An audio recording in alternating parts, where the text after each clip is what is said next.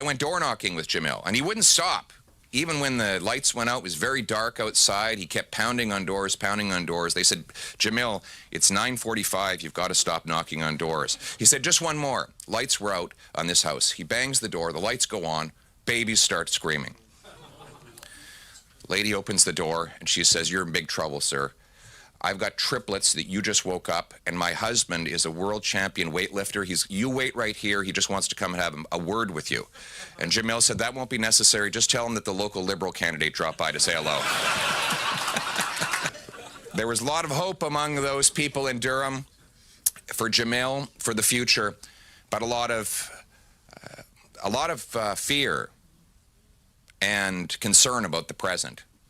A lot of people feel like even though we were on their doorstep, that they were a long way from home. They say they don't recognize the country after 8 years of Justin Trudeau, with his inflationary debt and taxes driving up the cost of everything, with their local food banks overflowing, the cost of housing having doubled. I knocked on the door of one 76-year-old retired trucker, and he, despite being a big, burly, bearded, strong man, was literally in tears. He had just learned that he was losing his home. He had to call his daughter to ask if he could live in her basement. And even with that change, he wasn't sure how he was going to pay for groceries. So what's he supposed to do? He's 76 years old. He cannot drive a truck. His old back won't take it anymore. What's more, it is fundamentally unjust that a man that drove a truck for half a century, bringing the essentials to our kitchen tables, cannot put food on his kitchen table. But that is the tragic reality after 8 years of Justin Trudeau and the NDP. Printing $600 billion of cash caused a massive inflationary crisis that continues to this day. A crisis that has driven food prices up faster than at any time in 40 years, that has sent 2 million people every month to a food bank, including 50 at the Gagetown base. 50 members of our armed forces can't feed themselves. 1 in 10 Torontonians are now going to a food bank. Unimaginable numbers. Last week, Montreal police had to be called in because people were literally fighting over the scraps of food that were left at one of their food banks. There's been a 600% increase in demand for the University of Western Ontario's food centre. This at a time when scurvy is making a comeback because our people cannot afford to feed themselves, with Justin Trudeau and the NDP taxing the farmers who produce the food and the truckers who ship the food, and therefore all who buy the food. And then there's housing. After 8 years of Trudeau, housing costs have doubled. The rent has doubled. Mortgage payments and down payments needed to buy the average home have all doubled. This after he put in place an $89 billion program he said would make housing more affordable. He didn't build homes. He built more bureaucracy. Last year, we built fewer homes in Canada than we did in 1972, even though our population has almost doubled in that same time period. And this is not a global phenomenon. He cannot blame the rest of the world for this housing hell. This is a homegrown problem. We know that by looking at the facts. Housing costs have grown 40% faster than incomes under Trudeau. That is the second biggest gap of the almost 40 OECD nations. Vancouver is now the third most overpriced housing market in the world, worse than Singapore, a country that is an island with 2,000 times more people per square kilometer than Canada, more expensive than New York City, London, England, and countless other major centers with more people, less land, and more money. After 8 years of Justin Trudeau, people are spilling over into tent cities. Halifax now has 30 homeless encampments. Halifax, quaint, beautiful, historical Halifax, with homeless people all over the streets. This is a hell we could not have imagined 8 years ago. In fact, of all the warnings we made about Justin Trudeau that the media decried as partisanship, we never even came close to claiming he would do the things that he has now in reality done. We were far, far too generous towards him in our interpretation of what would happen to this country under 8 years of his socialist NDP policies. And then there's economic growth. We have had the worst economic growth per person in the G7, the worst. In fact, our GDP per person, our income per person in Canada is lower than it was 5 years ago. That has not happened since the Great Depression, to put it into context. And then crime and chaos, drugs and disorder have been unleashed on our streets with a 100% increase in gang-related homicides, a 100% increase in gun crimes after he targeted the hunting rifles of Grandpa Joe and the sport shooting property of law-abiding sport shooters. He has actually doubled the number of gun crimes. Carjackings up 100%. There's a car stolen every 40 minutes in Toronto. In Toronto alone. Cars that are then shipped off to the federally run port, where they're seamlessly put on ships and sent off to the Middle East, to Europe, and Africa so that terrorists and organized criminals can profit from it.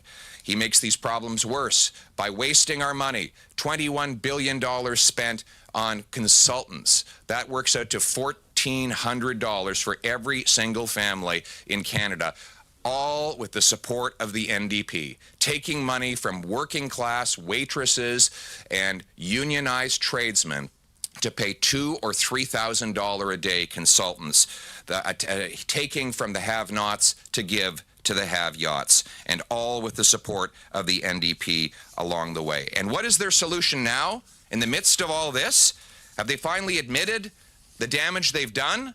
Have they stopped? Are they trying to stop and extinguish the fire they started? No. They're pouring more fuel on the inflationary flames with a April Fool's Day carbon tax of 23%. A 23% increase on your gas, your heat, and your groceries. Because if you tax the farmer who makes the food, the trucker who ships the food, you tax all who buy the food. And now we know that it was all a lie when Trudeau said you get back more in rebates. We have the numbers from the parliamentary budget officers who says, and I quote, this is $2,943 for the $2,943 for the average Alberta family. That's $900 more than they get back in rebates. Saskatchewan families, on average, $2,618. That's $525 more than they get back in rebates. $1,750 for Manitoba, $502 more than they get back in rebates. $1,674 for Ontario, that's $627 more than they get back. Nova Scotia, $1,500 more in carbon tax, $1,500 in carbon tax, $500 more than they get back. $1,600 for Prince Edward Island, $500 more than they get back. $1,874 in Newfoundland and Labrador, $377 more than they get back. I go into this painful, excruciating detail to debunk the dangerous disinformation mouthed by the Prime Minister and repeated by the media.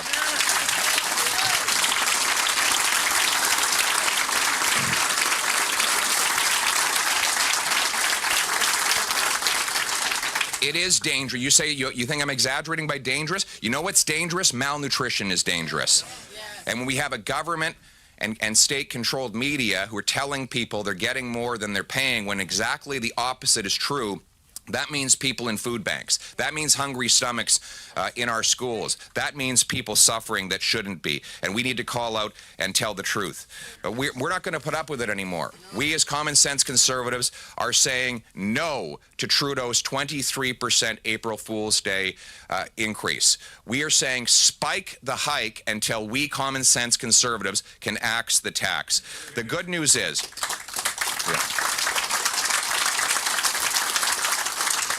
The good news is Canadians are good and decent people.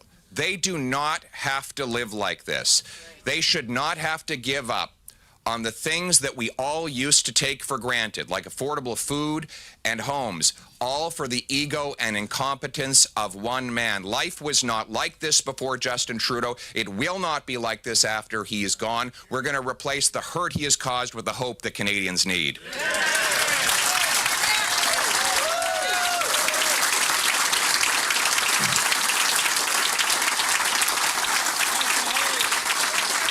So now, today I am announcing that I'm giving Trudeau one last chance to spike his hike. One last chance and only one more day. Today I'm announcing that if Trudeau does not declare today an end to his forthcoming tax increases on food, gas, and heat, that we will introduce a motion of non-confidence in the Prime Minister. It will read that the House declare non-confidence in the Prime Minister and his costly government for increasing the carbon tax by 23% on April 1st as part of his plan to quadruple the tax while Canadians cannot afford to eat, heat, and house themselves, and call for the House to be dissolved so Canadians can vote in a carbon tax election.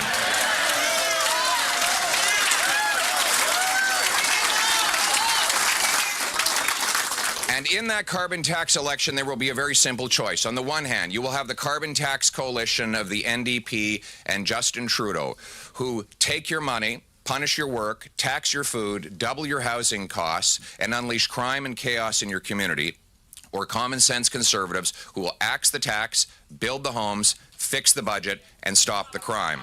We have a common sense plan that will bring home lower prices by axing the carbon tax and by capping spending and cutting waste to bring down the deficit, inflation, and interest rates. We will eliminate the waste in government, like the $60 million ArriveCan app, like the $1 billion Green Fund that only funds liberal insiders, like the $21 billion, or $1,400 per family, Trudeau is spending on consultants, outside consultants, high-priced consultants that cost you more.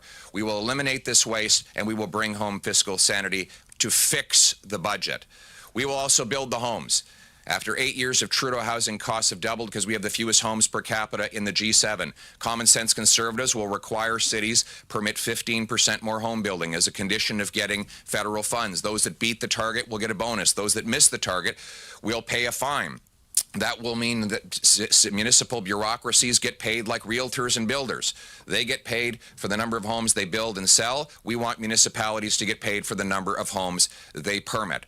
We're going to sell off 6,000 buildings and thousands of acres of federal land to build, build, build. We'll take the carbon tax off, which will reduce the cost of materials and transportation of those materials to build those homes. We will stop the crime. We will bring jail and not bail for repeat violent offenders. We will bring treatment and not more legalized and subsidized hard drugs to bring our loved ones home drug-free. We will secure the border and lock up gun criminals and smugglers instead of targeting licensed, law-abiding, trained and tested sport shooters and hunters. We will do all of this to bring home and to bring hope to the Canadian people. The Canadian people who have suffered so badly over the last 8 years, who remember the country that they loved and the country in which they still believe. A country where hard work will once again pay off. Where a trucker who delivers us the goods for 50 years will be able to live a good and dignified retirement.